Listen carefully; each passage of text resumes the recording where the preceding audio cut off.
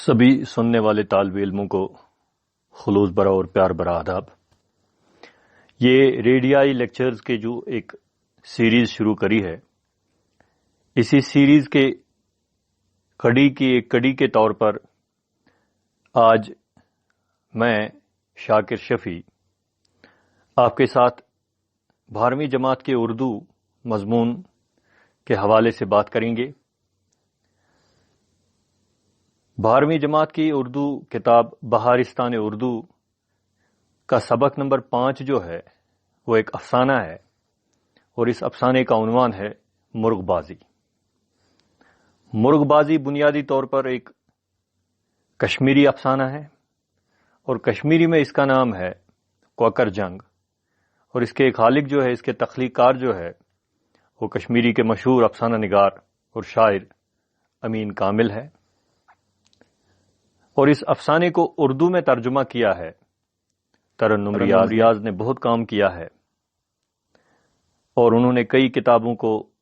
ترجمہ کیا ہے اور کئی تبازات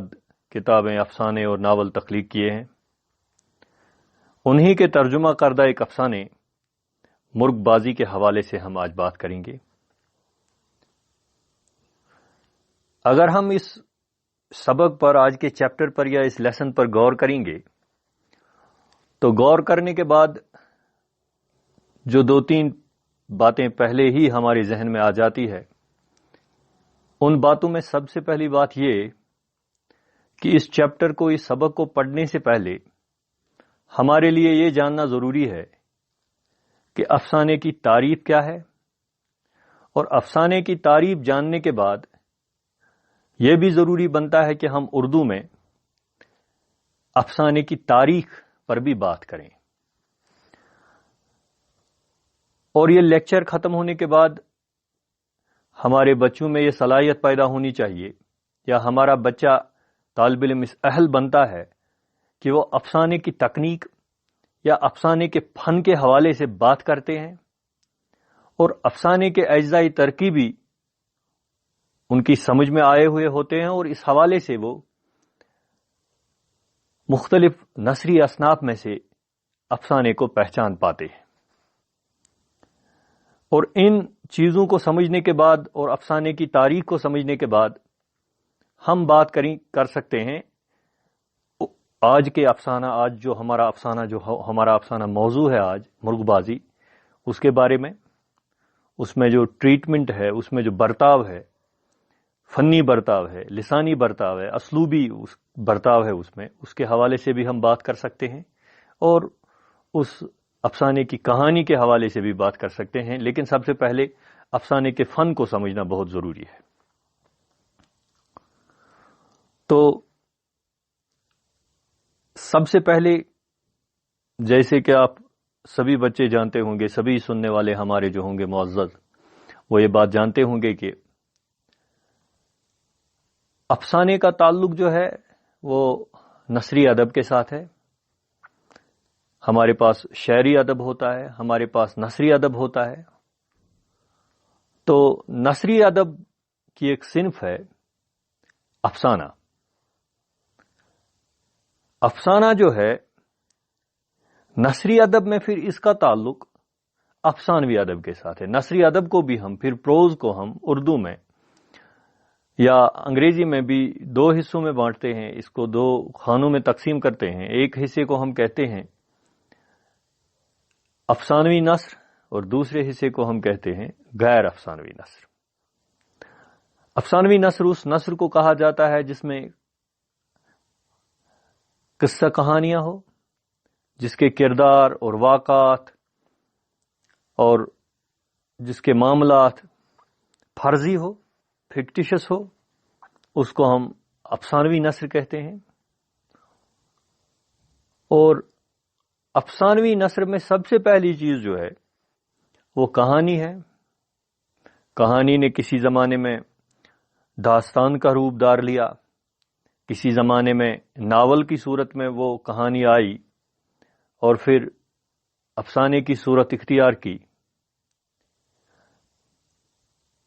بنیادی طور پر پہلا عنصر جو ہے وہ داستانوی ادب میں یا افسانوی ادب میں، وہ افسانوی ادب میں وہ کہانی ہے، اور کہانی سننا اور کہانی کہنا اور کہانی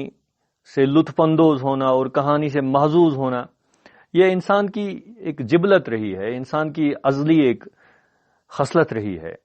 کہ جب سے انسان نے گفاؤں اور غاروں کی زندگی چھوڑ دی اور انسان نے تھوڑا مہذب ہونا شروع کر دیا، تب سے ہی انسان اپنے آپ کو محظوظ کرنے کے لیے، اپنے آپ کو انٹرٹین کرنے کے لیے قصے کہانیوں کا سہارا لیتا تھا اور لیتا رہا ہے، اور آج بھی لے رہا ہے۔ آج کے زمانے میں برقی ذرائع ترسیل اور برقی ذرائع مزاح، انٹرٹینمنٹ اور حظ و لطف بہت زیادہ ہے، تو اس حوالے سے اگرچہ لکھنے والا جو ادب ہے اس کی اہمیت تھوڑی بہت کم ہو گئی ہے، لیکن اس کے باوجود بھی افسانے کی اہمیت جو ہے، افسانے کی افادیت جو ہے، اس سے کسی کو انکار نہیں ہونا چاہیے اور کسی کو انکار نہیں ہو سکتا ہے۔ تو قصے کہانیوں کی بات ہم نے کری، اور مہذب تھوڑا بہت جب انسان ہوا تو قصہ کہانیاں سننا، قصے کہنا، قصے سننا، دلچسپی کے ساتھ ان میں کبھی انسان کا محو ہو جانا، یہ بہت ابتدا سے بات چلی آ رہی ہے۔ اور پھر ایک زمانے میں اس قصے کے لیے کچھ اصول متعین ہوئے، اور اس زمانے میں جب انسان کے پاس بہت زیادہ فرصت تھی تو اس زمانے میں پھر داستان وجود میں آئی، یہاں مشرق میں مثنویاں لکھی گئی شاعری میں۔ داستان کے بعد جب 19ویں صدی عیسوی میں، 20ویں صدی عیسوی میں زندگی نے کروٹیں لی اور زندگی کی اساس، زندگی کی بنیاد چند حقیقتوں پر اور تلاش و جستجو پر منحصر ہو گئی، اور یہ سمجھا گیا کہ وہ چیزیں جن کو ہم حقیقی معنوں میں ثابت نہ کر سکے، ان چیزوں کی افادیت اور اہمیت ختم ہو جاتی ہے، تو اس کے بعد کہانی نے نیا روپ دھار لیا۔ داستان سے کہانی نکل کر ناول کی صورت میں ہمارے سامنے آ گئی، اور ناول میں یہ ہوا کہ جہاں داستان میں مافوق الفطری عناصر، جہاں داستان میں غیر حقیقی قصے، جہاں داستان میں غیر فطری معاملات، جہاں داستان میں وہ چیزیں بیان ہوتی تھی جن کا انسان صرف تصور کر سکتا ہے، جن کے بارے میں انسان صرف سوچ سکتا ہے، اور حقیقت میں وہ چیزیں ہونے والی نہیں ہیں، تو ان چیزوں کا لبادہ جو ہے وہ کہانی نے چھوڑ دیا، وہ کہانی نے اتار دیا، اور کہانی نے حقیقی زندگی کے ساتھ آنکھیں ملانی شروع کر دی، اور حقیقی زندگی کے مسائل اور معاملات کو اپنے اندر سمو لیا۔ تو جب یہ سب چیزیں کہانی میں آ گئی، حالانکہ طوالت اپنی جگہ پر رہ گئی، اس کے کچھ اجزائی ترکیبی متعین ہوئے، تو اس چیز کو ہم ناول کہتے ہیں۔ یہ انگریزی کی وساطت سے اردو زبان میں آئی،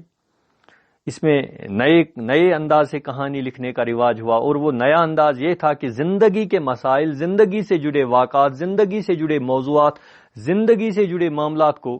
اس میں پیش کیا جانے لگا، اور اس نئی چیز کو لوگوں نے ناول کا نام دیا۔ یہ بنیادی طور پر ناول اطالوی زبان کا لفظ ہے، اٹیلین لینگویج ہے، اطالوی زبان کا لفظ ہے، جس کو ہم جو اصل میں لفظ ناویلا ہے، ناویلا کے معنی ہے نیا، تو پھر اسی سے یہ لفظ نکلا ناول۔ اب پیارے بچوں، ناول کے بعد جب 20ویں صدی عیسوی میں ناول کے بعد جو نئی صنف وجود میں آئی، وہ نئی صنف جو ہے وہ افسانہ ہے۔ افسانہ جو ہے، اگر ہم غور کریں گے، افسانہ اس وقت کی پیداوار ہے یا اس وقت پیدا ہوا جب دنیا میں سائنسی انقلاب، صنعتی انقلاب اور دوسرے قسم کے انقلابات کے لیے راہ ہموار ہو رہی تھی۔ سائنس کی ترقی شروع ہو چکی تھی، مشینوں کا دور دورہ شروع ہو رہا تھا دنیا میں، یا شروع ہو چکا تھا، اور انسان کے پاس بہت زیادہ فرصت نہیں تھی، اور جب انسان کے پاس بہت زیادہ فرصت نہیں رہی، اس نے ایک تقاضا بھی کیا ادب سے بھی کہ جو آپ لمبے لمبے ناول لکھتے ہو، لمبے لمبی کہانیاں لکھتے ہو، لمبے لمبے قصے ان میں بیان کرتے ہو، اس کو بھی تھوڑا مختصر کیا جائے تاکہ جس انسان کے پاس بہت زیادہ فرصت نہ ہو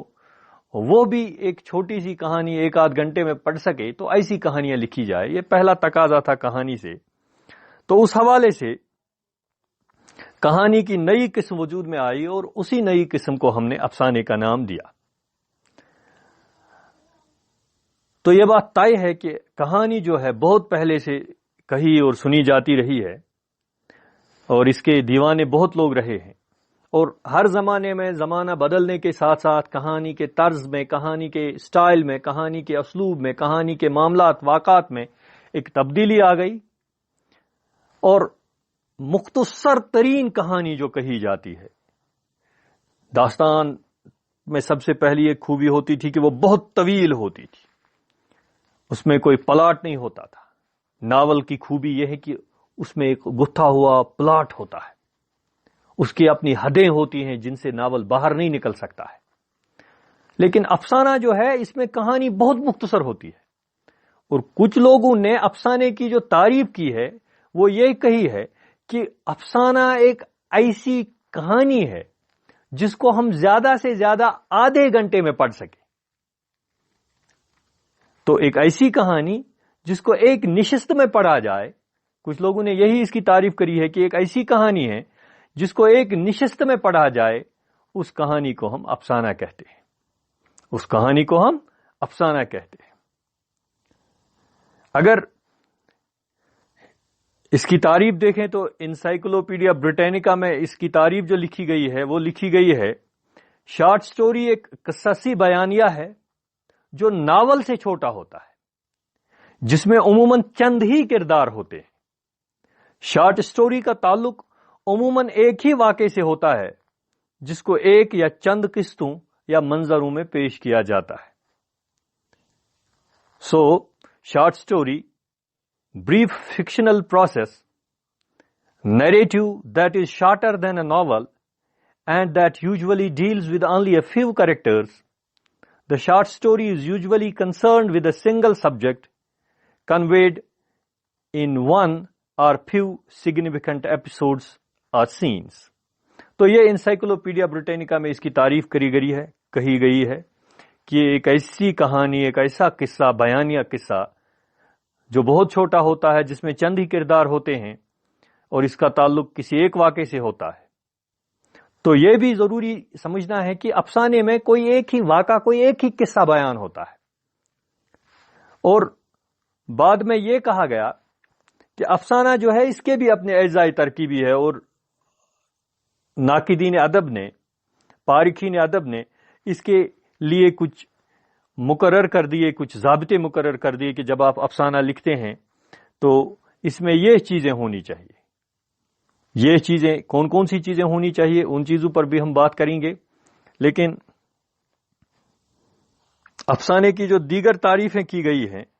ان تعریفوں میں ایک تعریف یہ بھی ہے کہ افسانہ اپنی ترقی یافتہ شکل میں وہ بیانیہ تحریر ہے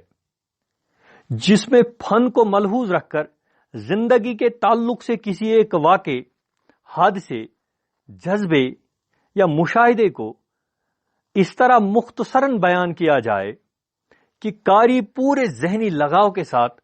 اسے مختصر عرصے میں پڑھ سکے، اور پڑھنے کے بعد اس کے ذہن پر کوئی ایک تاثر قائم ہو جائے، کوئی ایک تاثر پڑ جائے، اور وہی تاثر کو لے کر یہ کہانی اپنے اختتام کو پہنچ جائے۔ تو اس حوالے سے اگر ہم بات کریں گے تو افسانے کے چند اجزاء بھی مقرر ہو جاتے ہیں۔ وہ اجزاء جو افسانے کو ترتیب دیتے ہیں ان کو ہم افسانے کے اجزاء ترکیبی کہتے ہیں۔ اب افسانے کے اجزاء ترکیبی پر بات کریں گے تو افسانے کے اجزاء ترکیبی میں سب سے پہلی چیز جو آتی ہے وہ قصہ ہے یا کہانی ہے۔ یعنی پہلی چیز جو افسانے کے لیے ضروری ہے وہ قصہ ہے۔ اور میں نے ابھی جب بات کر رہے تھے ہم داستان کی یا ناول وہ جو 19ویں صدی میں 1850 کے بعد اردو میں لوگوں نے لکھنی شروع کر دی، اور سب سے پہلے نذیر احمد نے ہمارے یہاں ناول لکھنے شروع کر دیے، مولوی نذیر احمد نے۔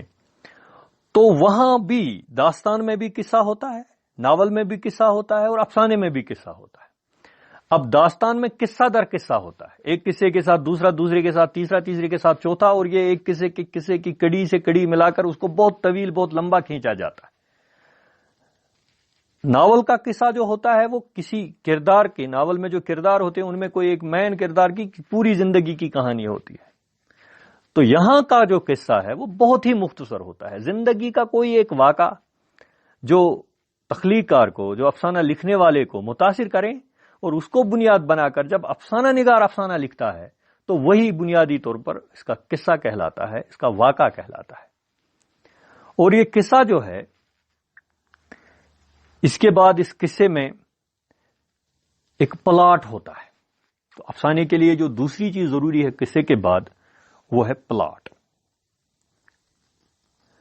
یعنی پلاٹ آپ اس طرح سمجھیں گے کہ افسانے میں جو واقعات ہوتے ہیں یا حادثات ہوتے ہیں، ان کی تعمیر جو ہوتی ہے، ان کی تشکیل جو ہوتی ہے، وہ بنیادی طور پر پلاٹ کی وساطت سے ہوتی ہے۔ پلاٹ افسانے کا جتنا مربوط ہو، جتنا اس میں اس کا اور متناسب ہو، افسانہ اتنا ہی دلچسپ اور معیاری ہوتا ہے۔ پلاٹ کو آپ اس طرح بھی سمجھیں گے کہ پلاٹ ایک قسم کا کینواس ہوتا ہے، کہ جو قصہ آپ نے اٹھایا بیان کرنے کے لیے، ایک مختصر سا قصہ آپ کو بیان کرنا ہے، ایک واقعہ بیان کرنا ہے، اس کو فطری طور پر آپ کتنا پھیلا سکتے ہیں، اور فطری طور پر اس قصے میں ایونٹس جو ہے، واقعات جو ہے، حادثات جو ہے، وہ ان کو آپ کیسے ٹریٹ کریں گے، ان کا آپ کا کیسا برتاؤ ہوگا، وہ وہیں پر پھر فطری ہی لگیں گے، یا کہیں پر وہ اکتاہٹ اور غیر فطری پن اگر اس میں آ جائے تو وہ پھر کہتے ہیں ہم کہ اس کا پلاٹ مربوط نہیں ہے، اس کا پلاٹ جو ہے وہ متناسب، اس میں تناسب نہیں ہے۔ اب ضروری ہے کہ واقعات کی ترتیب جو ہے، مشاہدات اور اس میں جو واقعات ہوتے ہیں، حادثات ہوتے ہیں، ان کی فنی تعمیر جو ہے وہ ایک فطری لحاظ سے ہو، وہ ایک قدرتی لحاظ سے ہو، اس میں کوئی غیر فطری چیز اور غیر قدرتی چیز نظر نہ آئے، تو یہ بہت ضروری ہے۔ تو یہی پلاٹ کہلاتا ہے کہ کتنا آپ اس افسانے کو پھیلا سکتے اور کس طرح اس میں حادثات کی، واقعات کی تعمیر ہو سکتی ہے، تو وہ اس کا پلاٹ ہوتا ہے۔ یہ دوسری بڑی اہم چیز ہے افسانے کے لیے، وہ ہے یہی افسانے کا پلاٹ۔ اب قصہ بھی آ گیا، پلاٹ بھی آ گیا، تو پیارے بچوں جو اگلی چیز افسانے کے لیے ضروری ہے وہ ہے افراد قصہ۔ اب کوئی واقعہ جو آپ لے رہے ہیں، کوئی قصہ جو آپ لے رہے ہیں، وہ تو ہوا میں نہیں ہوا ہوگا، وہ تو کوئی ایبسٹریکٹ چیز نہیں ہوگی جس کو آپ دیکھ نہیں سکیں گے، جس کو آپ فیل نہیں کر سکیں گے، وہ تو کوئی ایسا واقعہ ہوگا جس نے آپ کو متاثر کیا ہوگا۔ تو اس کے افراد ہوتے ہیں، جن افراد کی وجہ سے، جن کی وجہ سے یہ قصہ، یہ واقعہ وجود میں آتا ہے، تو ان کو ہم افراد قصہ یا افراد واقعہ کہتے ہیں، اور ان کو ہم کردار کہتے ہیں۔ فنی اعتبار سے، افسانے کی تکنیک کے اعتبار سے ان کو ہم کردار کہتے ہیں۔ اور یہ کردار جو ہے، جب تخلیق کار کوئی کسی واقعے سے متاثر ہوتا ہے تو اسی واقعے کی مناسبت سے وہ کردار بھی تخلیق کرتا ہے۔ اس کے لیے اس کی وہ زمین ہوتی ہے کہ یہ واقعہ کہاں پر وجود میں آیا، اس کا وقوع کیا ہے، محل وقوع کیا ہے، تو اس اعتبار سے اس واقعے یا اس قصے کے کردار ہوتے ہیں۔ تو کردار کا قصے کے ساتھ براہ راست ربط ہوتا ہے۔ کردار کو آپ واقعے سے، قصے سے، اور قصے کے محل وقوع یا واقعے کے محل وقوع سے الگ کر کے نہیں دیکھ سکتے۔ تو وہ لوگ جو قصے میں یا واقعہ میں کام کرتے ہیں ان کو ہم کردار کہتے ہیں۔ داستان میں کردار لاتعداد ہوتے تھے، اور داستان کے کرداروں کی ایک چیز یہ تھی کہ وہ خاصیت بھی ہے داستان کی کہ اس کے کردار جو تھے وہ مافوق الفطری ہوا کرتے تھے، وہ میٹا فزیکل ہوا کرتے تھے۔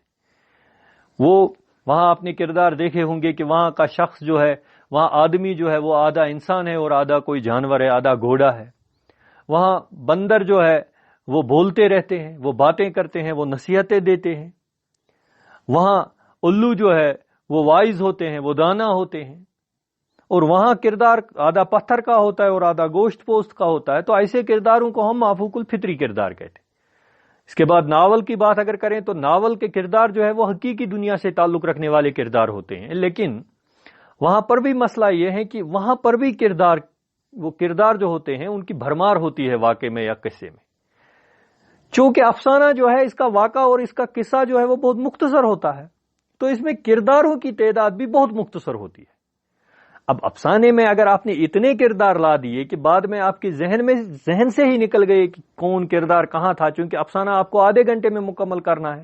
اور آج تو آدھے گھنٹے کی بات ہی نہیں ہے، آج تو مختصر ترین افسانے لکھے جاتے ہیں جو 2 لائن کے ہوتے ہیں، 1.5 لائن کے ہوتے ہیں، 3 لائن کے ہوتے ہیں. مختصر وٹ وی کین سے شارٹیسٹ شارٹ سٹوری، مختصر افسانہ اور مختصر ترین افسانہ. تو مختصر ترین افسانے کے حوالے سے اگر آپ سعادت حسن منٹو کے سیاہ حاشیے دیکھیں گے تو اس میں آپ کو دیکھنے کو ملے گا کہ بہت مختصر افسانے ہیں. کشمیری میں بھی ہمارے رحیم رہبر صاحب بڑے مختصر افسانے لکھتے ہیں. تو دوسری زبانوں میں بھی آپ، انگریزی میں بھی آپ شارٹ سٹوریز کا وہ جو شارٹیسٹ ورژن ہے وہ آپ دیکھ سکتے ہیں. آج کی ڈیٹ میں چونکہ انسان کے پاس اب اور بھی کم فرصت ہو گئی ہے، اس لاک ڈاؤن میں تو بہت فرصت ہے لوگوں کے پاس، وہ بڑی بڑی کہانیاں بھی پڑھ سکتے ہیں، ناول داستان بھی پڑھ سکتے ہیں. لیکن بنیادی طور پر اس کے بعد یا اس سے پہلے کا معاملہ جو ہے کہ آج کی ڈیٹ میں انسان کے پاس بہت زیادہ فرصت نہیں ہے. اب اتنی بھی فرصت نہیں ہے کہ آدھا گھنٹہ بیٹھ کے کوئی کہانی پڑھے. اب تو آپ چلتے 2 منٹ گھر سے نکلتے دروازے پر کھڑا ہو کے کتاب ہاتھ میں لی اور 2-3 کہانیاں اپنے گیٹ تک چلتے پڑھ لی. تو اس طرح سے یہ تصور جو ہے کہ اب تو مختصر ترین افسانے لکھے جاتے ہیں. اور یہی میں کہہ رہا ہوں کہ اب جب افسانہ ایک مختصر قصہ ہے، ایک مختصر کہانی ہے، تو اس میں کرداروں کی بھرمار کی کوئی گنجائش ہے ہی نہیں. اب کچھ لکھنے والے کبھی کبھار اتنے بھی کردار ہوتے ہیں افسانے میں کہ پھر ہمارے ذہن سے بھی نکل جاتے ہیں، اور کبھی ہم کرداروں میں الجھ کے رہ جاتے ہیں، سمجھ میں نہیں آتا ہے کہ کون کردار کیا ہے اور افسانہ کس کردار کے ارد گرد بنایا گیا ہے. ایک ہی بنیادی طور پر مین کریکٹر ہوتا ہے جس کے ارد گرد یہ کہانی گھومتی ہے اور کہانی تیار کی جاتی ہے. اب یہ افراد قصہ جو ہے ان کو ہم کردار کہتے ہیں، اور کردار کریٹ کرنے پر، افسانے میں قصے کے ساتھ کردار جوڑنے پر بھی افسانے کی کامیابی کا دار و مدار ہوتا ہے. اور حرکات و سکنات اور جو چیزیں افسانے کی تشکیل اور افسانے کی تعمیر وہی کردار کرتے ہیں، اور وہی کردار کہانی کو جو ہے وہ آگے بھی لے جاتے ہیں، اور الٹیمیٹلی اس کہانی کو اس کی ممکنہ تکمیل ہوتی ہے اس تک پہنچاتے ہیں. ہاں، یہ بھی ضروری ہے کہ اگر کردار افسانے میں نہ ہو تو افسانے کی فنی تکمیل جو ہے وہ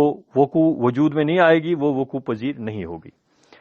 اب کردار کے بعد افسانے کے کردار جو ہے وہ آپس میں بات بھی کرتے ہیں، کیونکہ افسانے کی کہانی کو آگے لے جانے کے لیے ضروری ہے کہ ان کے درمیان ڈائلاگ ہو، ان کے درمیان مکالمہ ہو. تو اس کو ہم تکنیکی لحاظ سے مکالمہ ہی کہتے ہیں، ڈائلاگ ہی کہتے ہیں، اردو میں مکالمہ کہتے ہیں. تو وہ گفتگو جو افسانے کے کردار آپس میں کرتے ہیں، وہ باتیں جو افسانے کے کردار ایک دوسرے کے ساتھ کرتے ہیں، وہ بھی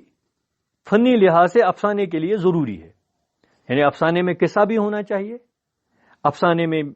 پلاٹ بھی ہونا چاہیے، افسانے میں کردار بھی ہونے چاہیے، اور افسانے میں ڈائلاگ بھی ہونا چاہیے، مکالمہ بھی ہونا چاہیے.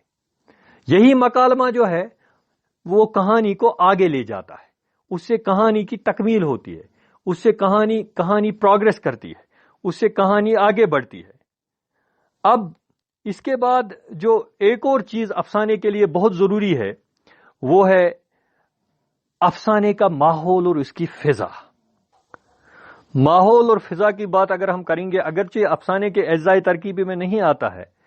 لیکن کہانی کے اعتبار سے، کہانی کے حوالے سے اور قصے کے حوالے سے یہ بہت ضروری چیز ہے، یہ بہت ضروری ایک عنصر ہے. اب جب آپ بات کریں گے تو یہ پلاٹ اور کردار کی جو درمیانی کڑیاں ہیں اور واقعات کے تانو بانو کو جو چیز یکجا کرتی ہے، وہی بنیادی طور پر ماحول ہے، یا وہی بنیادی طور پر افسانے کی فضا ہے. اس کے تحت افسانے میں جہاں پر واقعہ آپ کا ہو، جو آپ کے کردار ہو، ان کا ماحول، ان کا گرد و پیش، ان کا آس پڑوس، ان کا جو کہانی پڑھنے کے دوران آپ کے پیش نظر ہو جاتا ہے، وہ جغرافیائی مکان جو ہے، جغرافیائی خصوصیات جو ہے اس مکان کی جو مقام افسانے میں ہوتا ہے، اس کی تصویر کشی جو دل و دماغ پر ایک عکس پیدا کرتی ہے، تو وہ افسانے سے مطابقت، افسانے کے قصے کے ساتھ، افسانے کے کرداروں کے ساتھ، واقعات کے ساتھ اس کی ایک مطابقت ہو، تو وہی ہم کہتے ہیں کہ اسی کو ہم افسانے کا فضا یا افسانے کا ماحول کہتے ہیں. اور اس میں جیسے مختلف مناظر بھی پیش کیے جاتے ہیں، کبھی دل پہ خوف طاری کرنے کے لیے کوئی منظر، کبھی کسی خوشی کے لیے کوئی منظر، جیسے کہ ہندی میں ہمارے نورس ہے، تو ان رسوں میں سے کسی رس کو پیدا کرنے کے لیے کس قسم کا منظر، کس قسم کا ماحول پیدا کیا جائے، یہ بہت ضروری ہے. حالانکہ رساز کا تعلق جو ہے ہم مانتے ہیں کہ شاعری کے ساتھ ہے، لیکن افسانہ جو ہے نثر میں جو لکھا جاتا ہے، لیکن یہ شاعری کے بہت نزدیک ہے. اس کی نزاکت اور اس کی خوبیاں اور اس کی خوبصورتی اس کو شاعری کے بہت نزدیک لے جاتی ہے. اب اس کے بعد جو افسانے کی سب سے اہم چیز ہے، افسانے کا سب سے اہم عنصر ہے، وہ ہے وحدت تاثر. تو یاد رکھیے گا پیارے بچوں کہ وحدت تاثر جو ہے، یعنی افسانہ نگار جو کچھ کہنا چاہتا ہے وہ پورے تاثر کے ساتھ اس افسانے میں نظر آئے اور قاری اس کو اسی شدت سے محسوس کرے. ہر کوئی تخلیق کار جو ہے، وہ تخلیق کا کرب جو ہے، وہ تخلیق کا درد جو ہے، وہ اس کو بغیر کسی وجہ کے نہیں جھیلتا ہے. اس کے ذہن میں کوئی نہ کوئی ایسا تاثر ہوتا ہے جو وہ چاہتا ہے کہ یہ پڑھنے والے تک پہنچے، اور اس تاثر کو افسانے میں پڑھنے والے تک پہنچانے کے لیے ہی تخلیق کار نے افسانہ لکھا ہوتا ہے. اور افسانے کے لفظ لفظ میں وہ تاثر بسا ہوا ہونا چاہیے، افسانے کے ہر حصے میں وہ تاثر رچا بسا ہونا چاہیے. اور جو افسانہ نگار افسانہ لکھے تو اس طریقے سے افسانہ مربوط کریں کہ پڑھنے کے بعد قاری کے ذہن میں وہی ایک تاثر پیدا ہو جائے، شدت کے ساتھ وہ اس تاثر کو محسوس کریں جو تاثر افسانہ نگار پڑھنے والے کے ذہن میں ڈالنا چاہتا ہے. اب ایک بار پھر کہیں گے کہ افسانے کے لیے جو ضروری چیزیں ہیں، یعنی جن کو ہم افسانے کے اجزاء ترکیبی کہتے ہیں، اس حوالے سے ہم نے بات کی، فن کے حوالے سے ہم نے بات کی،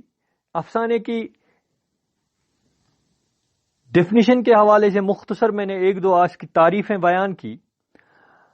اب جب بات ہم نے کی تو میں نے کہا کہ افسانے کے لیے جو ضروری چیزیں ہیں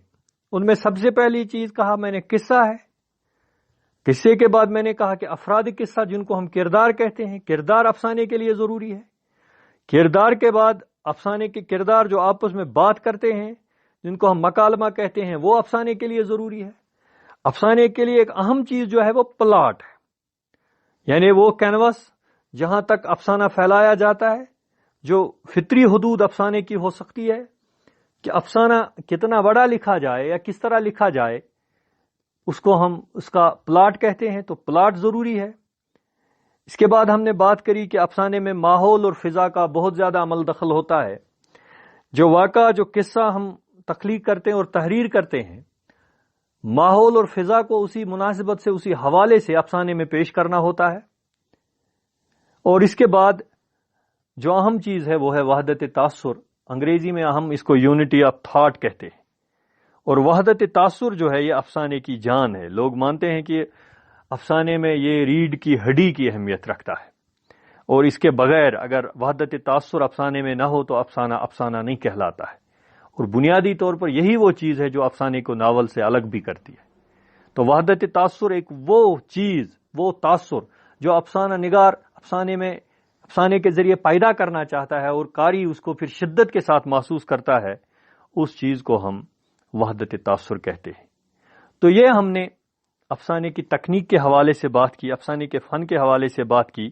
اور یہ بات کی کہ افسانے میں جب ہم افسانہ لکھے تو اس میں کون سی چیز ہونی چاہیے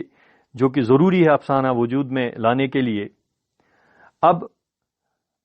ہماری جب اگلی کلاس ہوگی، ہمارا جو اگلا لیکچر ہوگا، اس میں ہم اردو افسانے کی تاریخ کے حوالے سے بات کریں گے